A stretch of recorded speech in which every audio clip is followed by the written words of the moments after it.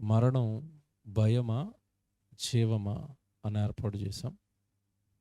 దీని గురించి కొన్ని నిమిషాలు దేవుడి వాక్యం మనకేం సెలవిస్తుంది అన్నది ఆలోచిద్దాం. దేవుని పిల్లలారా, ఈరోజు ప్రపంచం అంతా కూడా మరణానికి భయపడుతుంది.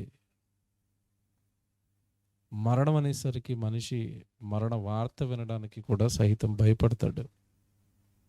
చావుకు భయపడుతున్న లోకం ఇది. కారణం ఏంటంటే, ఎప్పుడు మనిషి భయపడతాడు దేనికైనా అంటే, మరణం గురించిన సంపూర్ణమైన అవగాహన లేనప్పుడు మాత్రమే మనిషి భయపడతాడు. సంపూర్ణమైన అవగాహన మరణం పైన ఎప్పుడైతే వస్తుందో మనిషిలో ఆ భయం అనేది తొలగించబడుతుంది అన్నది బైబిల్ చెప్పిన వాస్తవం. దేవుడు ఈ లోకంలో మనిషిని పుట్టించాడు. మనిషికి తల్లి గర్భంలో ఈ దేహాన్ని కట్టాడు, భూమి మీదకి పంపించాడు. ఈ భూమి మీదకి మనిషిని పంపిస్తున్నప్పుడే దేవుడు తల్లి గర్భంలో ఉన్నప్పుడే ఆయుష్కాలాన్ని నిర్ణయించి పంపించాడు. భూమి మీద మనిషి బ్రతికేది 60, 70, అధిక బలం ఉన్న ఎడల 80 అన్నాడు. చివరి దినాల గురించి మాట్లాడుతూ దేవుడు అంటాడు, అయినను వాటి వైభవము ఆయాసమే, దుఃఖమే. ఇది ఒక్క మాటలో మనిషి జీవితం. అంటే తల్లి గర్భం నుండి భూమి మీదకి వచ్చిన తర్వాత ఒక 70 ఏళ్ళు మాత్రమే మనిషి బ్రతుకుతాడు. 40, 50 దాటిన తర్వాత చివరి జీవితం అంతా కూడా ఆయాసమే. ఒక 20 ఏళ్ళు వచ్చేంత వరకు కూడా తనకేంటో ఈ లోకం తెలీదు. యవన కాలంలోకి వచ్చేంత వరకు కూడా ఈ జీవితం ఏంటో, ఈ లోకం ఏంటో సరైన అవగాహనకు కూడా మనిషి రాడు. మొదటి దినాలు మనిషికి ఏమీ తెలీదు. ఆయుష్కాలంలో 70 ఏళ్లలో చివరి దినాలు ఏదైనా చేద్దామంటే ఆయుష్కాలం, అదంతా కూడా ఆయాసం. ఇక మిగిలిందల్లా పట్టుమని మనిషి ఈ లోకాన్ని అనుభవిస్తే ఒక 30 సంవత్సరాలు ఏమో అనుభవిస్తాడు. ఈ 30 ఏళ్ల ఈ జీవితం, లేదా 40 ఏళ్ల ఈ జీవితం, లేదా 20 ఏళ్ల ఈ జీవితానికి మనిషి ఈరోజు పడుతున్న పాట్లు అన్నీ ఇన్ని కాదు. మనిషి ఈ భూమి మీద బ్రతకడానికి విద్యలు కనిపెట్టాడట. ఎన్ని కనిపెట్టాడట? 1,000,000 విద్యలు కనిపెట్టాడట. ఈ 1,000,000 విద్యలో ఎందుకయ్యా పరలోకం వెళ్ళడానికి అంటే కాదు. దేనికోసం అని చెప్పారు? 1,000,000 విద్యలునట కూటి కోసం అట. అంటే 60-70 ఏళ్ళు బ్రతుకుతావు గనక 1,000,000 విద్యలలో ఏదో ఒక విద్య నేర్చుకుని నువ్వు బ్రతకాలి, తినాలి, త్రాగాలి, ఈ లోకాన్ని అనుభవించాలి అని మనిషి అనుకుంటూ, మరణానికి వచ్చేసరికి ఇవన్నీ ఆగిపోతాయి గనక తినటము, త్రాగటము ఆగిపోతుంది. ఈ లోకంలో ఉన్న మనుషులను మనకు కనపడరు, ఈ లోకం నుంచి వెళ్ళిపోవాలి కనుక మనిషి భయపడుతున్నాడు మరణానికి. మరణం అనగానే తెలియక భయపడుతున్నారు కొంతమంది. మరికొంతమంది ఈ లోకంలో నేను తినడానికో, త్రాగడానికో, నా వారి మధ్య నేను ఉండడానికో కుదరదు అని మరికొంతమంది భయపడుతున్నారు. దేవుని పిల్లలారా, అసలు మనిషికి మరణ శాసనాన్ని రాసింది దేవుడు, మర్చిపోకూడదు. మనిషికి మరణాన్ని నియమించింది దేవుడు. అందుకే మనిషి ఈరోజు భూమి మీద అందరూ కూడా ఒకే ఆయుష్కాలం బ్రతకరు. కొంతమంది 20 బ్రతుకుతారు, కొంతమంది 30, కొంతమంది 80, కొంతమంది 60, కొంతమంది 70, కొంతమంది 50, కొంతమంది 40. ఆయుష్కాలంలో ఈ హెచ్చుతగ్గులు ఎందుకు వస్తున్నాయి అంటే, దేవుడు నిర్ణయించాడు నువ్వు ఇంతకాలం భూమి మీద ఉండాలి అని. Very good. ఒక మంచి సంగతి ఈ రాత్రి మిమ్మల్ని ఆలోచింపచేసే సంగతి ఒకటి బైబిల్లో నుండి నేర్పిస్తానండి. దేవుడు మరణం ఇచ్చిన తర్వాత, మరణాన్ని నిర్ణయించిన తర్వాత, ఈ బ్రతుకు గురించి బైబిల్లో చెప్పిన తర్వాత, యేసు ప్రభుని లోకానికి పంపించి ఈ ప్రపంచానికి తెలియని ఒక సంగతి నేర్పాడు.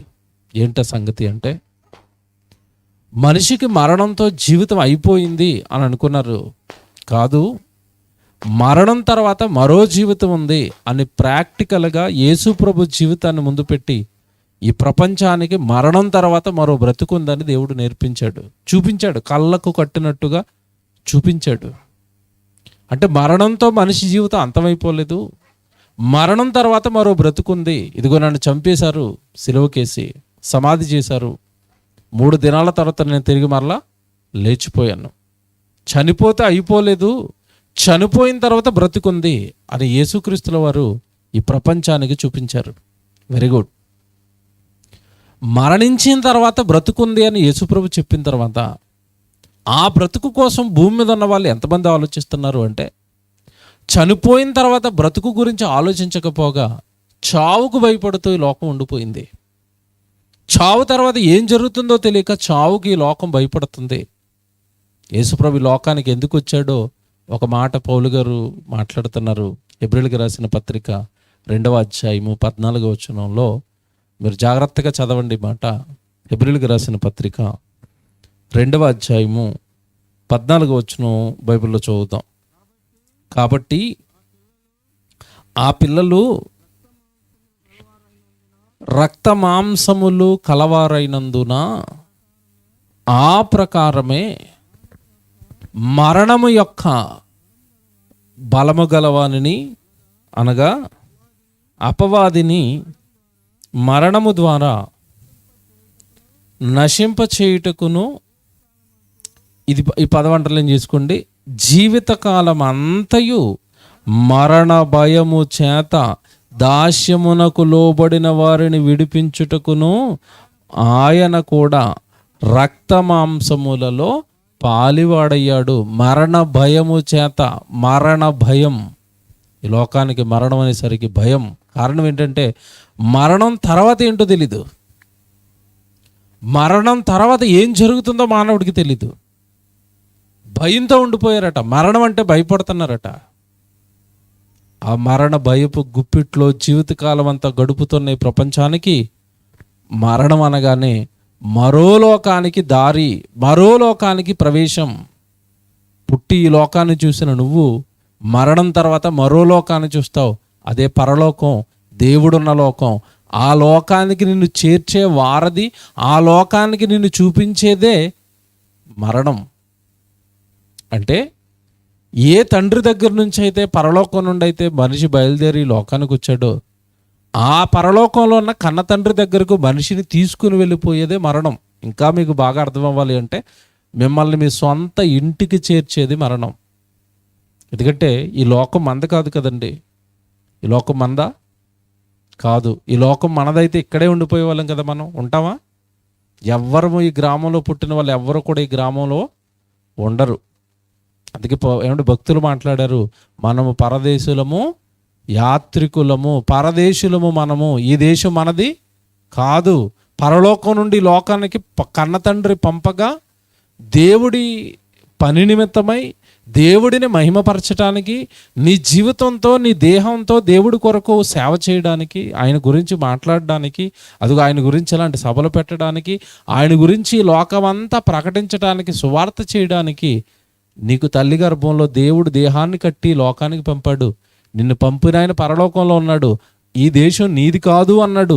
నువ్వు అక్కడ 60-70 ఏళ్ళే ఉంటావు అన్నాడు. ఆ మరణం తర్వాత నన్ను చేరాలి అంటే ప్రభు అయిన యేసుక్రీస్తుల వారిని నమ్మి ఆయన బ్రతికినట్టుగా ఈ లోకంలో నీకు ఇవ్వబడిన ఆయుష్కాలంలో పరిశుద్ధంగా, పవిత్రంగా ప్రభు పనిలో ఉండమని చెప్పాడు.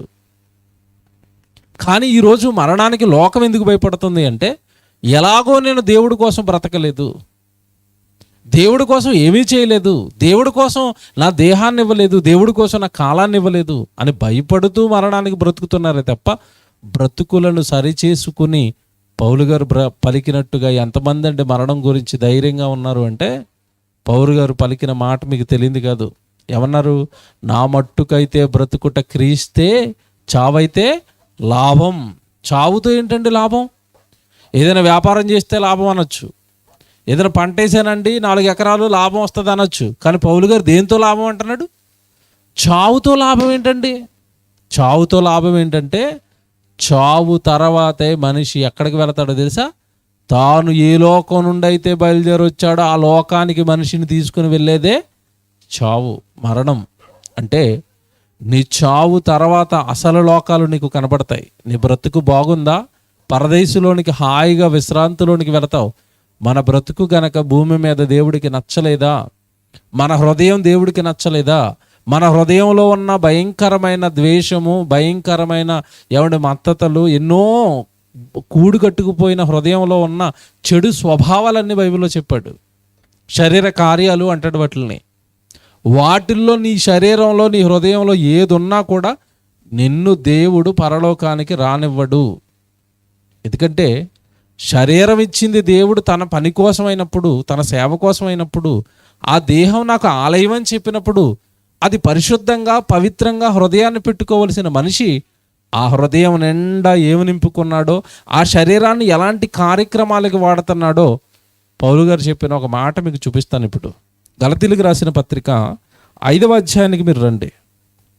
గలతీయులకు రాసిన పత్రిక 5వ అధ్యాయము 19వ వచనం చూద్దాం అందరూ. దయచేసి బైబిల్ చూడండి. శరీర కార్యములు శరీరంతో మనిషి ఏం చేస్తున్నాడో చెప్తున్నాడు. ఇవి ఎంత ప్రమాదమైనవో చెప్తున్నాడు. ఇవి నీలోనూ నాలోనూ ఉంటే ఎప్పటికీ పరిశుద్ధుడున్న లోకాన్ని చూడలేమని కూడా చెప్తున్నాడు. శరీర కార్యములు స్పష్టమైనవి.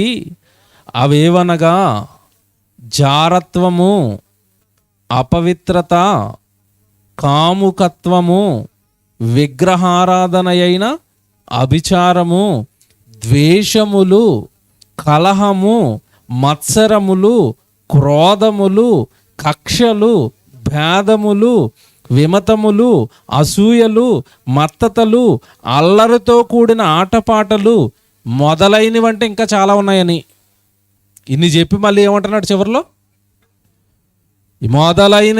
మొదలైనవి ఇంకా చాలా ఉన్నాయి. మత్సరమట, విభేదాలట, అల్లరట.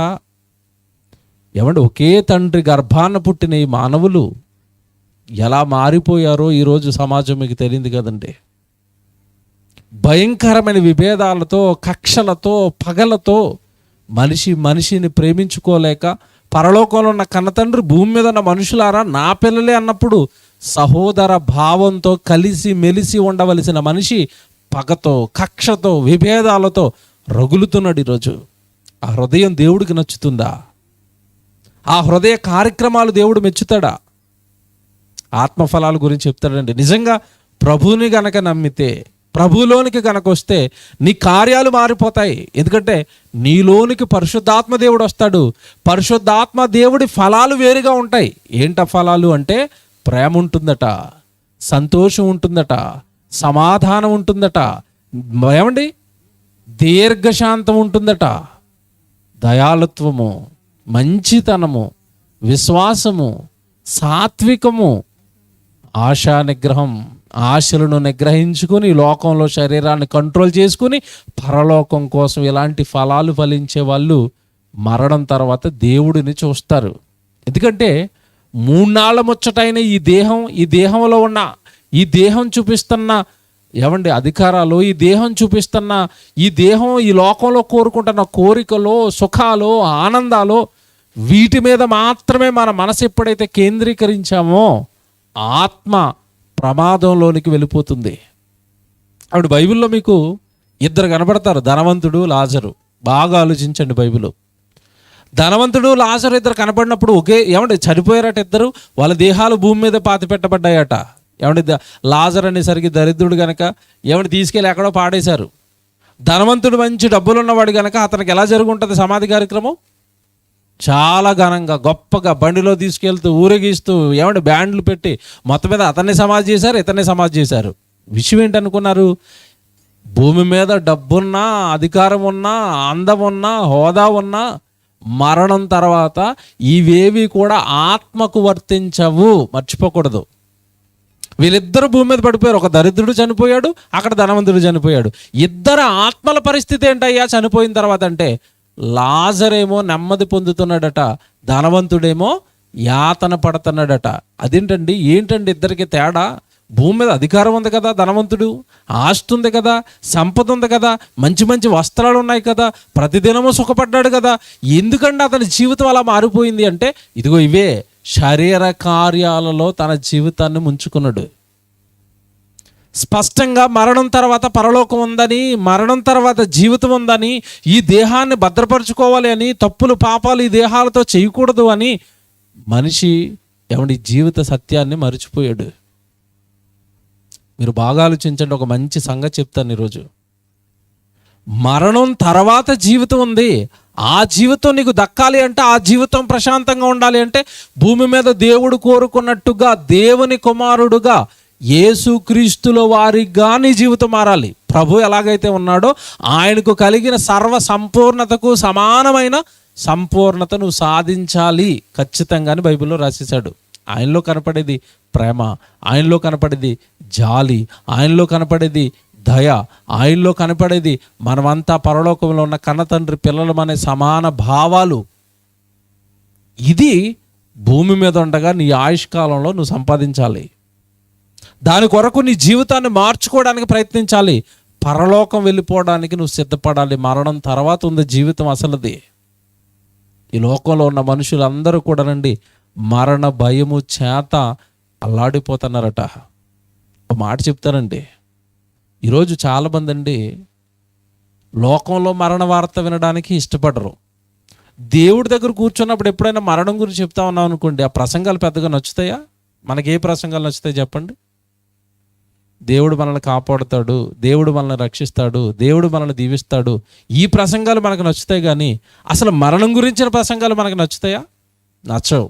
మీకు నచ్చినా నచ్చకపోయినా బైబిల్లో దేవుడు ఒక మాట రాశాడు. నిజంగా ఈ రాత్రి మనసు పెట్టే మాట చదవండి. కీర్తనల గ్రంథం 89వ కీర్తన మీరు చూడండి. కీర్తనల గ్రంథం 89వ కీర్తన 48వ వచనం చూడండి. కీర్తనల గ్రంథం 89వ కీర్తన 48వ వచనం, మరణము చూడక బ్రతుకు నరుడెవడు, పాతాళము యొక్క వశము కాకుండా తన్ను తాను తప్పించుకోగలిగిన వాడెవడు. చూసారా?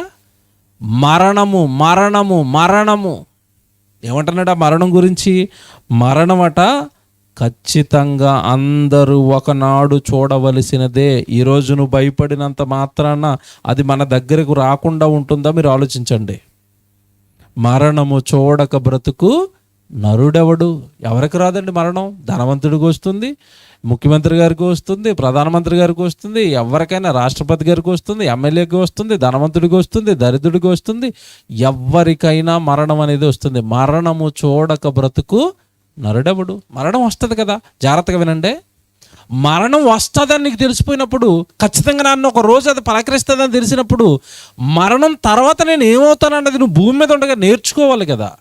పోనీ ఇది మీకు అర్థం అవ్వకపోతే, కరోనా కాలంలో మనం చాలా జాగ్రత్తగా ఉన్నామండి. ఎందుకు జాగ్రత్తగా ఉన్నాం చెప్పండి? కరోనా అనేది నాకు వస్తుందేమో, కరోనా అనేది నాకు వస్తుందేమో. వస్తే ఏం జరుగుతుందో నీకు తెలుసు. ఏం జరుగుతుంది? 14 రోజులు ఒక చోట పెడతారు గదిలో. ఆ గదిలో 14 రోజులు పెట్టిన తర్వాత ఇటు 14 రోజుల తర్వాత ఇటు బయటకు వస్తావో తెలియదు, అటు సమాధికి వెళ్తావో తెలియదు. అందుకే కదండి కరోనా టైంలో మనం ఏమైపోయాం? భయపడిపోయాం, అల్లాడిపోయాం. కరోనా తర్వాత ఏం జరుగుతుందో తెలుసు, వస్తే కనుక భయపడ్డాం. ఇప్పుడు మరణం వస్తుందా రాదా? ఖచ్చితంగా వస్తుంది. మరణం వస్తుందని తెలిసినప్పుడు, ఎందుకంటే దేవుడే అంటున్నాడు కదా, మరణము చూడక బ్రతుకు నరుడెవడు. మరణం చూడని నరుడెవడు. వస్తుంది. వచ్చినప్పుడు మరణం తర్వాత ఏం జరుగుతుందో దేవుడి దగ్గరకు వచ్చి నువ్వు నేర్చుకోకపోతే అన్యాయం అయిపోతుంది కదా జీవితం. మరణం తర్వాత ఏం జరుగుతుందో నీకు తెలియకపోతే నీ జీవితం మరి పాతాళంలో కాలిపోతుంది కదా. అందుకే కింద అంటున్నాడు, మరణము చూడక బ్రతుకు నరుడెవడు, పాతాళము యొక్క వశము కాకుండా తన్ను తాను తప్పించుకొనగలిగిన వాడెవడు. తప్పించుకోవాలి నువ్వు. మరణం తర్వాత ఒక భయంకరమైన ప్రమాదం నీ నెత్తి మీదే ఉంది. అది మరణం తర్వాత ఇమీడియట్గా నీకు ఎఫెక్ట్ అవుతుంది. నాకు, నీకు, అందరికీ. ఒకవేళ ప్రభు బ్రతకమన్నట్టుగా కనుక బ్రతకకపోతే, వాక్యానుసారం జీవించకపోతే, బైబిల్లో రాయబడిన వాక్యాలు నువ్వు జీవితంలో నువ్వు పాటించకపోతే, మరణం తర్వాత ఒక నిత్యాగ్ని దండన అనే ప్రమాదం మనుషుల కోసం ఎదురు చూస్తుందట. దానిని తప్పించుకోవాలట. తప్పించుకోకపోతే ఇదిగో ధనవంతుడు వెళ్ళి కాలిపోతున్న ప్రాంతంలో మనం కూడా కాలిపోక తప్పదు. కానీ ఇక్కడ చెప్తానండి అసలు విషయం. నువ్వు దేవుడు బ్రతకమన్నట్టుగా కనుక బ్రతికితే, వాక్యాన్ని వంట పట్టించుకుంటే, బైబిల్ నేర్చుకుంటే, లోకంలో ఉన్న మనిషి 60-70 ఏళ్ళ ఈ జీవితాన్ని అనుభవించడానికి అడ్డదారులు తొక్కి సుఖంగా బ్రతకాలి అని మోసాలు, కక్షలు, విభేదాలతో ఈ 60-70 ఏళ్ళ ఈ జీవితం పుట్టి జక్కయ్య లంచగొండిగా ఉండి మారిపోయాడు కదా. ఒక సమరయ స్త్రీ వ్యభిచారిగా ఉండి మారిపోయింది కదా. వ్యభిచారమందు పట్టుబడిన స్త్రీ ప్రభు దగ్గరికి రాగానే వ్యభిచారాన్ని విడిచిపెట్టి పవిత్రమైన హృదయాలతో, పరిశుద్ధమైన హృదయాలతో వాళ్ళు ఈ లోకంలో ఉన్న పాపాలు, నేరాలు చేయకుండా పవిత్రంగా బ్రతికారు కదా. అలాగ గనక బ్రతికితే, జాగ్రత్తగా వినండి, అలాగ గనక నువ్వు బ్రతకటం అలవాటు చేసుకుంటే, అలా బ్రతికిన మనుషులు భూమి మీద మరణాన్ని ఎంత ఈజీగా తీసుకున్నారో నువ్వు కూడా మరణాన్ని జీవంగా చూస్తావు తప్ప మరణానికి నువ్వు భయపడవు. 2 వ్యక్తుల జీవితాలు చూపించి ముగించేస్తాను నేను, మీకు అర్థం అవ్వాలి. మరణం విషయంలో నిజంగా ఈరోజు ప్రపంచం అంతా అల్లాడిపోతుంటే దావీదు గారు వృద్ధాప్యానికి వచ్చాడండి. ఇక చచ్చిపోతాడు, ఇక వృద్ధాప్యానికి వచ్చాడు. ఇంకా ఆయనకి తెలిసిపోతుంది నేను ఇంక చనిపోతానని. ఆ చనిపోవడానికి ముందు ఆయన పలికిన మాట ఏంటో తెలుసా? నిజంగా ఆశ్చర్యపోతారు మీరు. రాజుల గ్రంథం మీరు చూద్దాం. రాజుల గ్రంథం 1వ గ్రంథం 2వ అధ్యాయము 1వ వచనంలో దావీదు గారు ఏమని పలుకుతున్నాడో చూడండి. రాజుల 1వ గ్రంథం 2వ అధ్యాయము 1వ వచనం చూడండి. దావీదునకు మరణకాలం సమీపించిందట. మరణం, దావీదునకు మరణకాలం, ఇక చనిపోతాడు.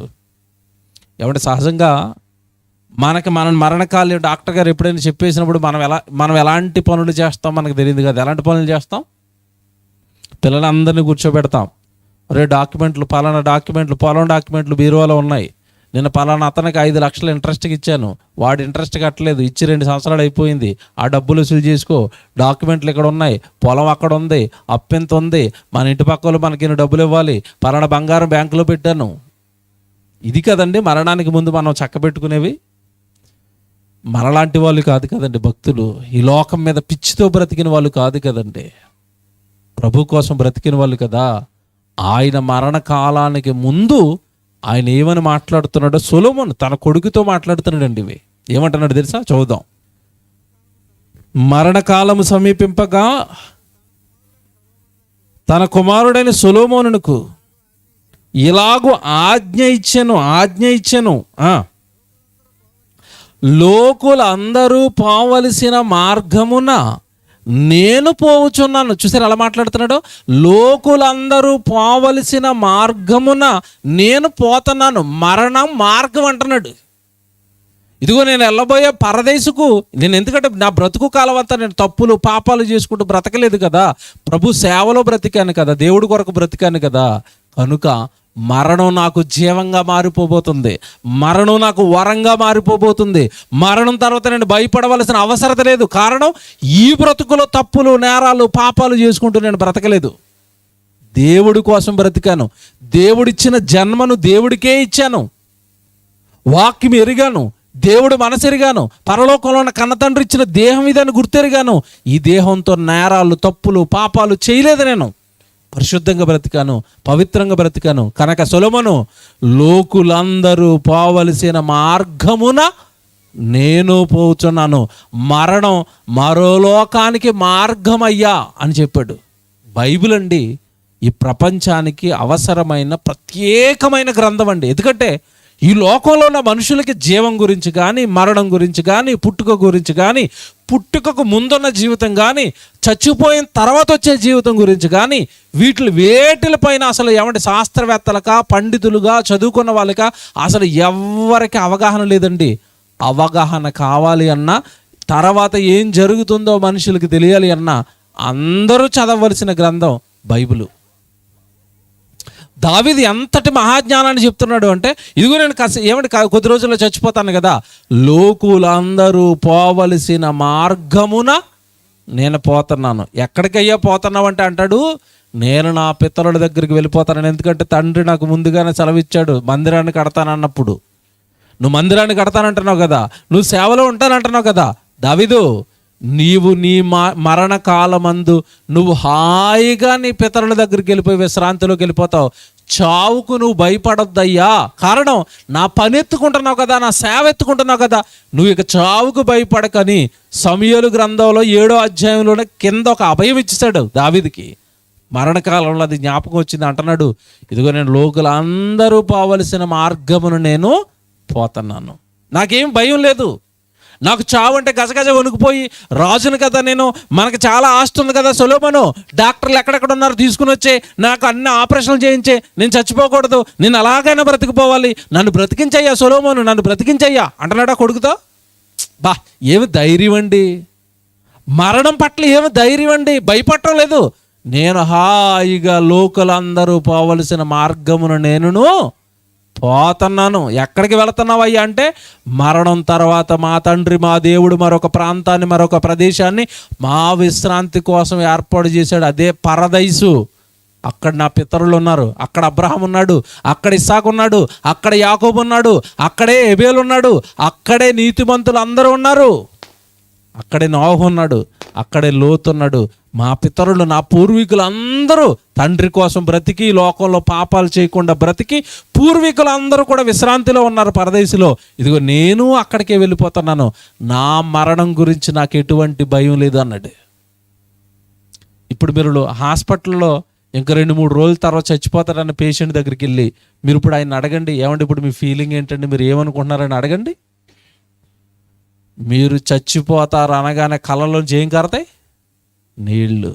ఎందుకయ్యా ఏడుస్తున్నావు, ఎందుకయ్యా భయపడిపోతున్నావు అంటే, ఏమోనండి దేవుడు నాకు ఇలాంటి భయంకరమైన శిక్ష వేసాడండి, కొంచెం ఏదైనా హాస్పిటల్ చూడమంటే మా ఓడు చూడలేదండి, ఈ డొక్క హాస్పిటల్లో పడేసారండి, నేను చచ్చిపోతానంటండి, ఎక్కడికైనా డాక్టర్ దగ్గరికి తీసుకెళ్ళొచ్చు కదండి, మా ఓళ్ళు ఏం తీసుకెళ్ళలేదండి, ఏమైనా మంచి డాక్టర్ ఉన్నాడా, నేను బయటకు వచ్చి బతికేస్తాను. ఎందుకు నీకు అంత భయం అంటే, మరణం తర్వాత ఏం జరుగుతుందో నీకు స్పష్టంగా తెలీదు. ఒకవేళ మరణం తర్వాత ఏం జరుగుతుందో తెలిసినా అప్పటికి మంచం మీద ఎక్కే టైంకి నీ బ్రతుకు దేవుడికి నచ్చలేదు, అందుకే ఏడుస్తున్నావు. అందుకే అంటున్నానండి, మనం ఒకవేళ మంచం ఎక్కే టైంకు గనక మన బ్రతుకును చక్కబెట్టుకోకపోతే, మన బ్రతుకును దిద్దుకోకపోతే, మన బ్రతుకు దేవుడికి ఇష్టంగా మారకపోతే, ఈ పాపపు ప్రపంచానికి దూరం అవ్వకపోతే, ఈ పాపపు ఆలోచనలకు దూరం అవ్వకపోతే, పరిశుద్ధుడైన ప్రభు దగ్గరకు వచ్చి కూడా నువ్వు పరిశుద్ధంగా నీ ఆలోచనలు, చెప్తున్నాను, నీ మాటలు, నీ బుద్ధి, నీ సమస్త ప్రవర్తన వాక్యానుసారంగా గనక మారకపోతే, ఎంత ఏడ్చినా మరణం తర్వాత నిత్యాగ్ని దండన నుండి ఎవ్వరూ తప్పించలేరు. ఇది బైబిల్లో దేవుడు అనేక మంది జీవితాలను బట్టి చూపించిన వాస్తవం. నేనేమి కళ్ళబొల్లి మాటలు మాట్లాడటం లేదు. బైబిలులో చాలామంది జీవితాలను బట్టి చూపించిన వాస్తవం. మీకు ఒకటి చెప్తాను ఇప్పుడు సింపుల్గా అర్థం అవడానికి. దేవుడు ఎంత స్ట్రిక్ట్గా ఉంటాడా, ఎంత భయంకరంగా వేసేస్తాడా పాతాళంలో అంటే, వేస్తాడు. ఒక అతన్ని జ్ఞాపకం చేస్తాను మీకు. యేసుప్రభు బ్రతుకున్న కాలంలో శిష్యులు తయారు చేసుకున్నాడు, సేవకులుగా, పనివారుగా. సేవకులు తయారు చేసుకున్నప్పుడు 12 మంది శిష్యులకి చక్కగా అధికారాలు ఇచ్చేశాడు. వాక్యం నేర్పించాడు, బాగా దెయ్యాలు వెలగొట్టే అధికారం, స్వస్థతలు చేసే అధికారం, సర్వ అధికారాలు ఇచ్చేసాడండి అందరికీ.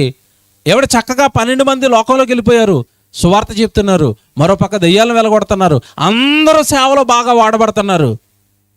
కానీ ఒక్కడికి దురాశ పుట్టింది. ఎవరికి? ఇస్కరియోతు యోధా. ప్రభు ఇచ్చిన ఘనత సరిపోలేదట, ప్రభు ఇచ్చిన చక్కటి వరాలు సరిపోలేదట, నాకు ఇంకా మరింతగా ధనం కావాలి, డబ్బు కావాలి. అడ్డదారులు తొక్కాడు. ప్రభువుని అమ్మేయడానికి 30 వెండి నాణేల కోసం ప్రభువుని అమ్మేయడానికి సిద్ధపడ్డాడు. అమ్మేశాడు. అమ్మేసిన తర్వాత ప్రభువుని అలా శిక్షిస్తుంటే అప్పుడు మారు మనసు వచ్చింది, అప్పుడు పశ్చాత్తాపడుతున్నాడు.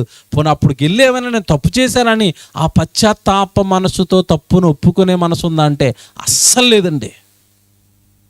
ఆ బాధతో ఊరేసుకొని చచ్చిపోయాడు. ఇస్కరియోతు యోధా గురించి బైబిల్లో రాయబడిన మాట ఏంటో తెలుసండి? అపోస్తుల కార్యాలు 1వ అధ్యాయంలో, ఇస్కరియోతు యోధా తన చోటికి పోవుటకు తప్పిపోయాడు. అపోస్తులు అందరూ తన చోట్లకి వెళ్ళిపోయారు. అపోస్తులు అందరూ మరణం తర్వాత వెళ్ళవలసిన దైవ విశ్రాంతిలోనికి వెళ్ళిపోయారు. వీడు ఒక్కడు మాత్రం తప్పిపోయాడట. అలాగని వీడు ఏమైనా సామాన్యుడు అంటే, యేసుప్రభు బ్రతుకున్న కాలంలో యేసుప్రభు ఇచ్చిన అధికారాలను బట్టి వీడు దెయ్యాలను వెలగొట్టాడు, వీడు సేవ చేశాడు, అన్నీ జరిగించిన వాడు. ఆఫ్టర్ ఆల్ డబ్బు ఏమంటే ఆశపడి ప్రభువు నమ్మేసి సేవను విడిచిపెట్టుకుని భయంకరమైన నిత్యాగ్ని దండనలో నేటికి కాలుతున్నాడు.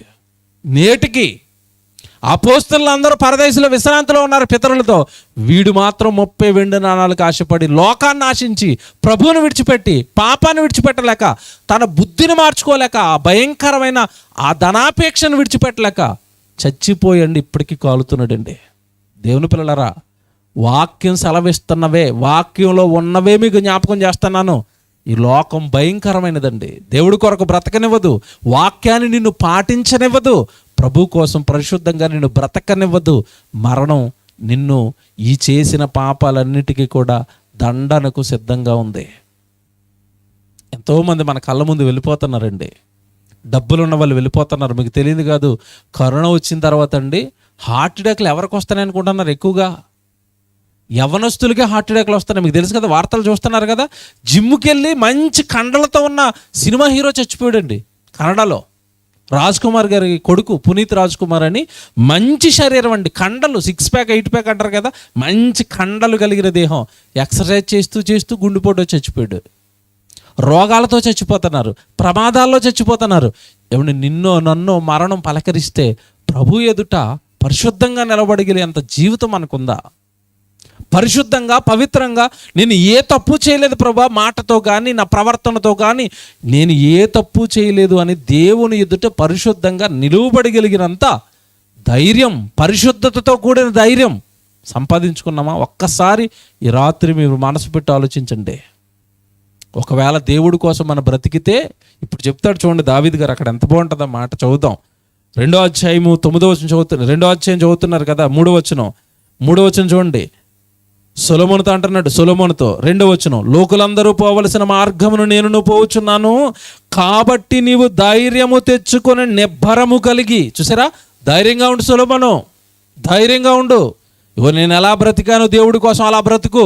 మరణానికి నువ్వు భయపడవు, మరణానికి నువ్వు కృంగిపోవు. నేను చూడు ఎంత ధైర్యంగా ఉన్నాను, నాకు చావు వస్తుందని ఎంత ధైర్యంగా నేను చెప్పుకుంటున్నాను చూడు. నువ్వు అలా చెప్పుకుంటావు ప్రభు మాటల ప్రకారం కనుక నువ్వు బ్రతికితే. 3వ వచనం ఎంత బాగుంటుందంటే, నీ దేవుడైన యెహోవా అప్పగించిన దానిని కాపాడి ఆయన మార్గములను అనుసరించిన ఎడల నీవు ఏ పని పూనుకొనినను ఎక్కడ తిరిగినను అన్నిటిలో వివేకముగా నడుచుకొందువు. జాగ్రత్తగా వినండి తర్వాత మాట, మోషే ధర్మశాస్త్రములో వ్రాయబడి ఉన్న దేవుని కట్టడలను ఆయన నియమించిన ధర్మమంతటిని ఆయన న్యాయ విధులను శాసనములను గైకొనుము, అప్పుడే నీకు మరణం తర్వాత విశ్రాంతి. ఎవరెళ్తారయ్యా పరలోకానికి, ఎవరెళ్తారయ్యా జీవానికి అంటే, ఇదిగో దేవుడు నీకు ఒక ధర్మశాస్త్ర బైబిల్ రాయించి నీ చేతుల్లో పెట్టాడు కదా, అది పట్టుకొని తిరుగుతున్నావు కదా. పట్టుకుని తిరగటం కాదయ్యా, అందులో ఉన్న ఆజ్ఞలు ఉన్నాయి, అందులో ఉన్న కట్టడలు ఉన్నాయి, అందులో ఉన్న నియమాలు ఉన్నాయి. వాటిని నువ్వు శ్రద్ధగా చదివి గ్రహించి వినటం కాదు, గైకొనుము అంటే అర్థం ఏంటి? పాటించు. శత్రువును ప్రేమించమన్నాడు, ప్రేమించు.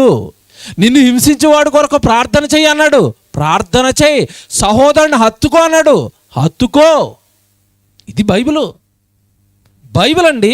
ధర్మశాస్త్రాన్ని పాటించు. ఇదిగో దావీదుగా నేను నా జీవితకాలం అంతా నేను చేసింది ఏంటో తెలుసా?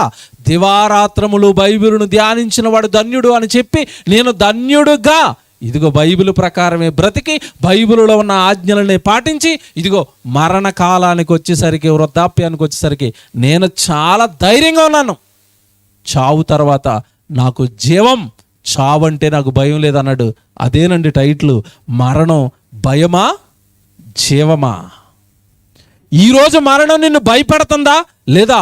మరణం తర్వాత నాకు జీవం, హాయిగా వెళ్ళిపోతానని అనుకుంటున్నావా? ఇంకొకరిని చూపిస్తాను. ఏలియా గారు పౌరుషం కలిగి దేవుడు పక్షాన సేవ చేశాడు. జాగ్రత్తగా వినండి, పౌరుషం కలిగి దేవుడు పక్షాన సేవ చేశాడు. పౌరుషం కలిగిన ప్రవక్త. దేవుడిని ఎవరైనా అన్నా, ఆ రోజు దేవుడికి వ్యతిరేకంగా 100 మంది ప్రవక్తలు ఉన్నా ఒక్కడుగా పౌరుషం కలిగి దేవుడి వాక్యం పక్షాన, యెహోవా పక్షాన ఆ రోజు రాజు ఆఫర్లు ఇస్తున్నాడు. ఆ దేవుడిని వదిలేసాయి, యెహోవాని వదిలేసాయి, మా దగ్గరకు వచ్చేసాయి. ఇగో మేము బయలు నిలబెట్టాం కదా, బయలుకు ప్రవక్తగా మారిపోంటే, చిచ్చి నీ డబ్బుకా, నీ అధికారానికా, నువ్వు చూపించే ఆశలకా జీవం కలిగిన దేవుడి మాటలను నేను విడిచిపెట్టానని పౌరుషంగా బ్రతికాడు. అలా బ్రతికినందుకండి కక్ష కట్టిన యెజెబెలు, కక్ష కట్టిన ఆహాబు తరుగుతున్నారు. వీళ్ళెవరు అనుకోకండి, మళ్ళీ ఈ ఆహాబు కానీ యెజెబెలు కానీ వీళ్ళెవరు అంటే ఒకప్పుడు ఇశ్రాయేలును పరిపాలించడానికి దేవుడు నియమించిన రాజు రాణి, దేవుడు నియమించిన వాళ్ళే, దేవుడు అధికారం ఇచ్చిన వాళ్ళే దైవజనుడని హింసిస్తున్నారు, చంపుతామంటున్నారు. అప్పుడు ఏమన్నాడు తెలుసండి? నిజంగా ఆశ్చర్యపోతారు ఈ మాట మీరు వింటే. యెజెబెలు తరుముతుంది, చంపుతానని యెజెబెలు తరుముతుంటే ఓ రోజు చెట్టు కింద కూర్చుని ప్రార్థన చేశారండి. మీరు నిజంగా వినండి, అసలు ప్రపంచంలో ఉన్న ఎవరు కూడా ఇలాంటి ప్రార్థన చేయలేరేమో అనిపిస్తుంది. ఆ ప్రార్థన ఏంటో చూద్దాం. రాజులు 2వ గ్రంథం మీరు చూడండి.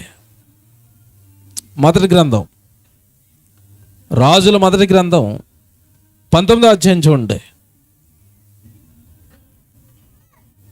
రాజుల మొదటి గ్రంథం 19వ అధ్యాయము 4వ వచనం చూడండి. రాజుల మొదటి గ్రంథం 19వ అధ్యాయం 4వ వచనం. తాను ఒక దిన ప్రయాణము అరణ్యములోనికి పోయి, ఎక్కడికి పోయాడట? అరణ్యంలోకి ఎందుకు వెళ్ళాడు? యెజెబెలు తరుముతుంది, ఆహాబు తరుముతున్నాడు చంపుతామని, అరణ్యంలోనికి వెళ్ళిపోయాడట. అరణ్యములోనికి పోయి ఒక బదిరీ వృక్షము క్రింద కూర్చుండి, ఆ పదాన్ని ఇలా పెనతో టిక్కి పెట్టుకోండి. ఏంటంట? మరణ ఆపేక్ష గలవాడై. మరణ ఆపేక్ష అంటే అర్థం ఏంటో తెలుసా? మరణం గురించి ఆశపడుతున్నాడట. నాకు మరణం కావాలి. మనుషులకి ఈరోజు మరణాపేక్ష లేదు, ఎక్కువగా ఏముంటుంది తెలుసా? ధనాపేక్ష, అధికార ఆపేక్ష, సుఖ ఆపేక్ష, ఈ ఆపేక్షలు ఉంటాయి, ఈ కోరికలు ఉంటాయి. కానీ భక్తుడు కదండి, దేవుడి కొరకు బ్రతికాడు కదండి, యథార్థవంతుడు కదా, న్యాయవంతుడు కదా, దేవుడి కొరకు బ్రతికాడు కదా. ఆ యథార్థత ఆయన ఏమని ప్రార్థన చేయమంటుందో తెలుసా? ఏలియా మరణాపేక్ష గలవాడయ్యుండి, తర్వాత మాట చూడండి, మరణాపేక్ష గలవాడై, యెహోవా నా పితరుల కంటే నేను ఎక్కువవాడను కాను, ఇంత మట్టుకు చాలు, నా ప్రాణము తీసుకోనమని ప్రార్థించాను. ఏం తీసుకోమంటున్నాడండి? అదేంటండి ఇది? అసలు ప్రపంచంలో ఉన్న ఎవడైనా ప్రాణాన్ని తీసుకోండి అని ప్రార్థన చేస్తాడా? ప్రాణాన్ని నిలబెట్టమని ప్రార్థన చేస్తారా? 90 ఏళ్ల బామ ఇంక చనిపోతుంది, ఆవిడ దగ్గరికి వెళ్ళి, ఎవడు మీరు 90 ఏళ్ళు వచ్చేసాయి కదా, ఇంక మరి వెళ్ళిపోదాం అనుకుంటున్నారా అని అడగండి. ఆవిడని ఏమంటుంది ఆవిడ? మనోడు పెళ్లి చూడాలనుకుంటున్నాను ఆయన, ఏదైనా డాక్టర్ ఉంటే చూడు, మంచి డాక్టర్. చూసారా? ఏలియా గారండి సేవ చేస్తున్న దైవజనుడు అంటున్నాడు, బాబోయ్ తండ్రి ఇంత మట్టుకు చాలు, నీకోసం చాలా సేవ చేశాను, యుద్ధాలు చేశాను, ఆ యెజెబెలు తరుముతుంది, దాని చేతిలో నేను చచ్చిపోను, నువ్వే నాకు మరణం ఇవ్వాలి, నేను చచ్చిపోతాను. ఏమన్నా ఇది ఏంటండి? ఇది ఏదో డబ్బు అడిగినట్టుగా, ఏదో బట్టలు అడిగినట్టుగా, ఏదో ఉద్యోగం అడిగినట్టుగా, ఏదో పెళ్ళి అడిగినట్టుగా ఏలియా గారు ఏమడుగుతున్నారు దేవుణ్ణి? మరణం, నాకు మరణం కావాలి, నాకు మరణాపేక్ష ఎక్కువైపోయింది, ఇప్పుడు నాకు చావు మీద ఆశ పెరిగిపోయింది, నాకు ఇప్పుడు చావు కావాలి. ఎవడు చావు ఎందుకు అడుగుతున్నాడు ఏలియా గారు? మనం భయపడతాం, ఆయన ఎందుకు అడుగుతున్నాడు తెలుసా? చావు తర్వాత ఆయనకి విశ్రాంతి అని తెలుసు. చావు తర్వాత ఏముందో తెలియక మనం ఏం చేస్తాం? భయపడతాం. చావు తర్వాత విశ్రాంతి.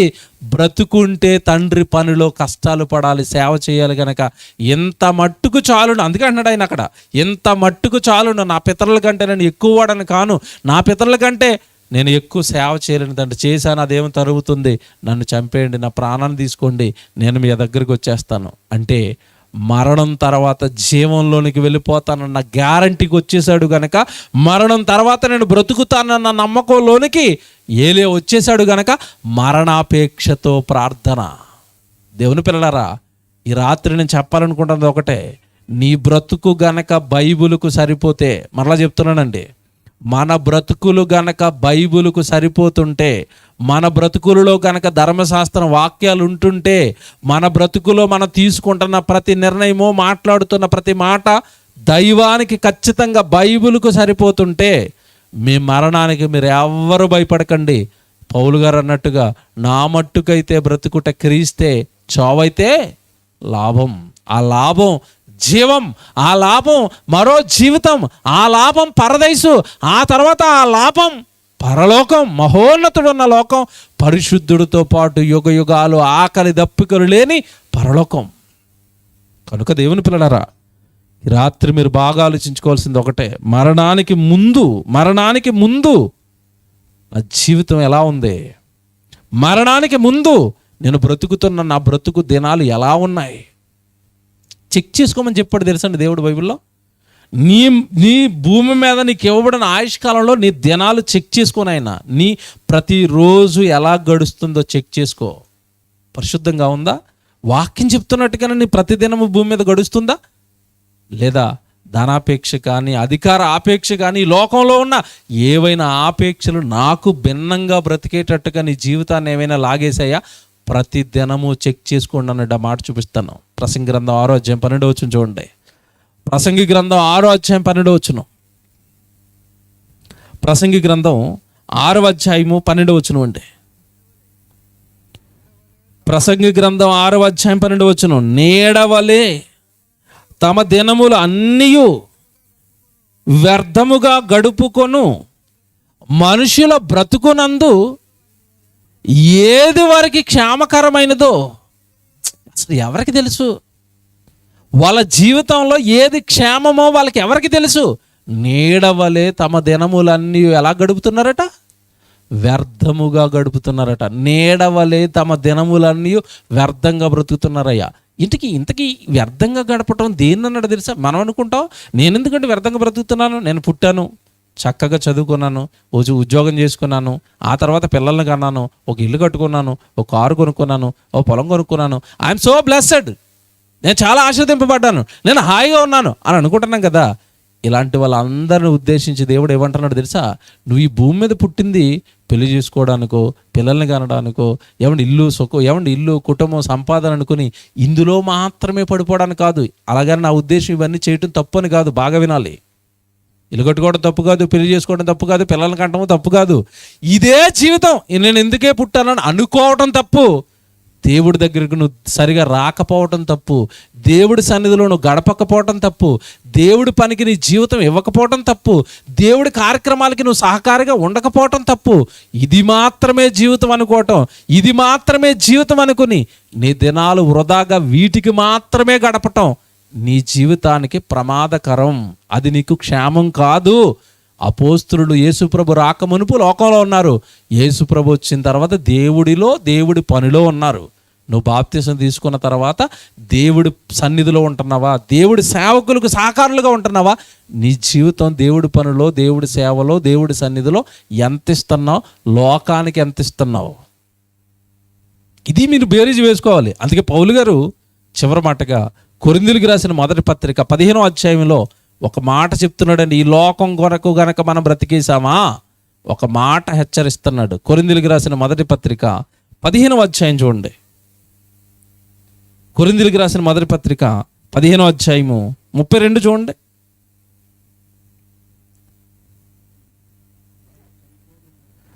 కొరింథీయులకు రాసిన మొదటి పత్రిక 15వ అధ్యాయం 32. రేపు చనిపోదుము గనక, లోకం ఎలాగుందో చెప్తున్నాడండి. రేపు చనిపోతాం కనుక తిందాం త్రాగుదాం. ఇదేనా లోకం? ఇంకోటి ఏమైనా ఉందా? రేపు చనిపోతాము కనుక, ఎలాగో చావు వస్తుంది కనుక, చావు వచ్చే లోపు ఏం చేయాలట? తినాలట, త్రాగాలట. ఇప్పుడు వాళ్ళందరి గురించి ఏమన్నారు చూడండి కింద పౌలు గారి స్టేట్మెంటు. మోసపోకుడి అంటే తిందాం త్రాగుదాం, ఇందుకే నేను పుట్టాను అనుకున్న వాళ్ళు అందరూ ఏమైపోయారట? అప్పటికే మోసపోయారట. రేపు చనిపోదాం కనుక తిందాం త్రాగుదాం, సుఖిద్దాం, అనుభవిద్దాం, సంపాదిద్దాం, ఇది కడదాం, అది చేద్దాం. లోకం కోసం నువ్వు పుట్టావు. మోసపోకండి. పౌలు గారు అంటున్నారు, మోసపోకండి. ఎందుకు కాదయ్యా నువ్వు పుట్టింది? పరలోకంలో నన్ను కన్న తండ్రి కోసం ఏలియాలా బ్రతకడానికి పుట్టావు. పరలోకంలో నన్ను కన్న తండ్రి కోసం దావీదులో సేవ చేయడానికి పుట్టావు. పరలోకంలో నన్ను కన్న తండ్రి ఘనత కోసం, మహిమ కోసం నీ జీవితాన్ని టచ్ చేస్తే దేవుడు కనపడేట్టుగా బ్రతకడానికి పుట్టావు. నిన్ను నీ జీవితాన్ని కానీ, నీ పేరును కానీ, నీ కుటుంబాన్ని కానీ గుర్తు చేసుకోగానే సమాజానికి దేవుడు జ్ఞాపకం రావాలి. దేవుడు పిల్లలండి, దేవుడి కుటుంబం అండి, ఏ చక్కగా దేవుడి పనిలో ఉంటారండి అని నీ పేరెత్తగానే దేవుడు జ్ఞాపకం రావాలి తప్ప నీ పేరెత్తగానే పొలమో ఇల్లో ఈ లోకమో గుర్తొస్తుంది అంటే నువ్వు ప్రభులోనికి నీ జీవితం కరెక్ట్గా సెట్ అవ్వలేదు. ఇంకా తిందాం త్రాగుదాం, తిందాం త్రాగుదాం, మోసపోతున్నారట. మీకు అర్థం అవడానికి ఒక ఉదాహరణ చెప్తానండి. ఏదైనా ఒక భయంకరమైన రోగం వచ్చింది అనుకోండి, ఇంకా చనిపోతాం, క్యాన్సర్ వచ్చేసింది, ఇంకా చనిపోతాం 4 రోజుల్లో. ఆ విషయం డాక్టర్ మనకి చెప్పడు. బయటికి వెళ్ళిపోండి, మీ బంధువులను పంపండి అంటాడు. మనం బయటకు వచ్చిన తర్వాత బంధువులు లోపలికి వెళ్తారు. వాళ్ళ చెవిలో చెప్తాడు, ఏంటో తెలుసా, ఈయన ఏం కావాలనుకుంటున్నాడో అన్నీ పెట్టేయండి అంటాడు. కొన్ని మాన్పించేయండి అన్నాడు అనుకోండి, నూకలు ఉన్నట్టే. అన్నీ పెట్టేయండి అన్నాడు అనుకోండి, అర్థం ఏంటి అంటే డాక్టర్ గారి ఉద్దేశం కూడా ఏంటంటే ఎలాగో పోతాడు గనక ఇతడు అన్నీ తినిపోవాలా, అదేనా? ఆయనకి ఇష్టమన్నీ అన్నీ పెట్టేయండి, ఆయన ఏమడిగితే అది పెట్టేయండి. అంటే తిని చచ్చిపోవాలా? అంటే తినడానికే పుట్టావా? తిని చచ్చిపోవాలా? చూసారు ఎలాగుందో లోకం. డాక్టర్ గారు కూడా అదే చెప్పారు, ఆయనకి ఏం కావాలో అన్నీ పెట్టేయండి, తినేసి చచ్చిపోతాడండి. ఆయన ఎవరిని చూడాలనుకుంటాడో అందరిని తీసుకొచ్చేయండి, ఆయన ఎక్కడికైనా తిరగాలనుకుంటే అన్నీ తిప్పేయండి. అంటే తిరిగేసి తినేసి చచ్చిపో, నరకానికి వెళ్ళిపో. పుట్టింది ఎందుకా? పుట్టించిన ఆయనకి ఏమి చేయవా? మోసపోతున్న లోకం, మీరు మోసపోకండి. అదే ఈ కుటుంబం ప్రయత్నం. కొద్దిమందికైనా బైబిలులో ఉన్న సత్యాలు చెప్పి కళ్ళు తెరిపించాలన్న ప్రధానమైన ఉద్దేశం. ప్రార్థన చేసుకుందాం.